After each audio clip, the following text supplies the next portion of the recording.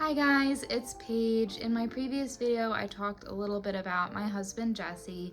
So today I wanted to talk about our almost proposal in Greece. So let's set the scene. Imagine the summer of 2019. So after 3 years of dating, Jesse and I had just officially moved in together, and he'd gotten a job that actually paid him a living wage, no more internships. And we decided that now that our living expenses were combined, so they were going to be lower, we were going to officially book a trip to Greece through EF Ultimate Break for summer of 2020. So all of our saving and hard work was about to pay off, but what I didn't know is that Jesse was also saving for an engagement ring. Like I said, at that point we'd been together for about 3 years. And I had moved to the same city as Jesse, and we'd also adopted a dog together. Jesse not so subtly began to drop hints as soon as we had booked our trip to Greece. He randomly one night was saying, you know, that wine tasting that we're going to in Greece on the cliffside would be a really romantic place to get engaged. And then one night when we were just getting ready for bed, he was like, wow, Greece is such a romantic place. It'd be a great place to go and, be engaged. And at that point, I told him that I wanted him to stop talking about it because I wanted to be surprised. And then a couple months later, one of our friends had brought up getting engaged, and Jesse was like, oh, I have a full plan. It's all in motion, don't worry. So like I said, that was summer of 2019, very hopeful and very naive about what was going to happen in summer of 2020. So fast forward to March of 2020, and we were hoping and wishing and praying that we'd still be able to go to Greece. Obviously that did not happen because the borders were closed. So then we pushed it and rescheduled for June of 2021. At that point, Jesse had told my mom about his plans. So instead of going to Greece in June of 2020, we ended up going and visiting her. And she actually had one of her coworkers paint an entire mural on like a huge sheet of Greece, of Santorini, the blue domes, sunset, a whole table and chairs to really set the scene. And she was like, you know what, you should hang that up and just, pretend you're in Greece drinking wine on the side of a cliff. Not like that was not a huge hint for Jesse or me. So naturally, I was like, wow, okay, this is happening, and I kept waiting, and it never did, and I asked Jesse about it, and he said that he had a plan, and he did not want to deviate from it. So fast forward to April of 2021, we had to make a decision if we were going to go to Greece in June, and we ultimately decided not to because at that point Greece still wasn't really open. They were just hoping that by June, restaurants would be open and, Acropolis would be open and all of that. So we were like, you know what? I know it's going to be hard, but let's push it off one more year, June of 2022. And that way, hopefully by that point, there'll be a vaccine and we can go and safely enjoy. Jesse ended up being super disappointed that we pushed it off one more year, but obviously he understood. And I told him, I don't care where it happens, I'm just ready to be engaged. At that point, we'd been together for 4 years and he kept dropping hints, and I was like, you can't keep giving me all these hints if it's not going to happen. So like I said, we ended up, instead of going to Greece, we went on a California road trip. We started in LA, we stayed with some friends, and then we took a road trip all the way up the coast to San Francisco. So about a week before we left, Jesse started saying some things that I was like, okay, this is going to happen when we're in California. One of the first things he said was when we were about a week out and we were finalizing our packing list, he was randomly like, so question, when you go through security, do you have to take your rings off of your fingers? I wear rings a lot. And take your jewelry out of your bag and put it into the security bin and have it go through security.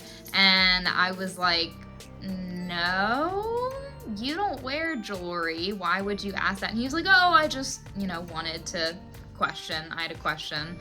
And then he also had asked me, he was like, okay, what is your ring size? Which he had known previously, but we hadn't gotten my finger measured in like a year at that point. So I was like, oh, my finger measurements might have changed. And he was like, all right, well, you have to tell me by, Sunday at 9 p.m. what your ring size is. And I was like, all right, this is definitely going to happen. So we flew to California. It was a pretty crazy experience because we had a layover, and because our flight was delayed, our layover ended up being not a layover at all. We literally ran from one gate to the next, and we got in line right as they were boarding our plane.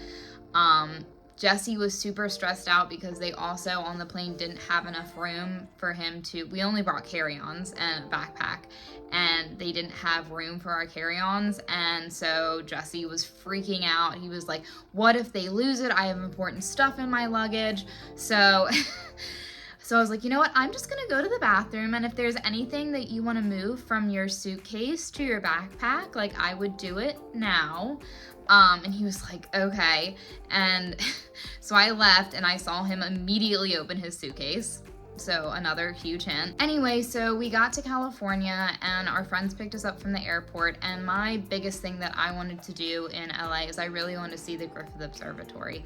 It happened to not be open the next 2 days that we were gonna be in LA. So if we wanted to see it, we would have had to do it that first night. So after our friends picked us up, we went and got some food, and then we immediately went to the Griffith Observatory.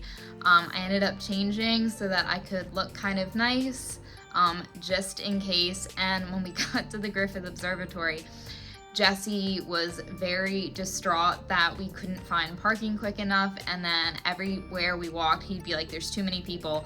Yeah, this is a pretty view, but we need to go somewhere private. Like, he was very insistent.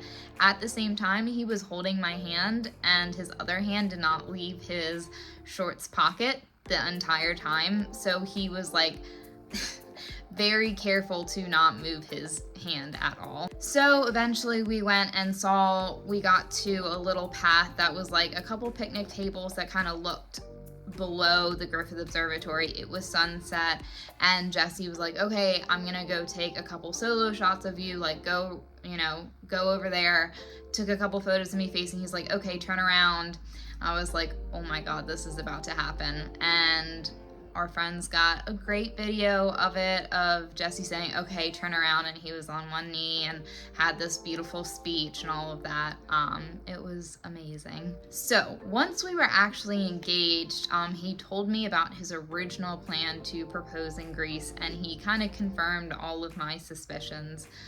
Since we had booked that Cliffside Wine Tasting excursion, he actually called EF and had them tell him which vineyard he would be at and put him in contact with those people. Once he was in contact with the people from the winery, he told them what his plan was, and they actually said, we have a private balcony that we actually, rent out for proposals. You'll get a bottle of champagne, we'll celebrate, it'll be great.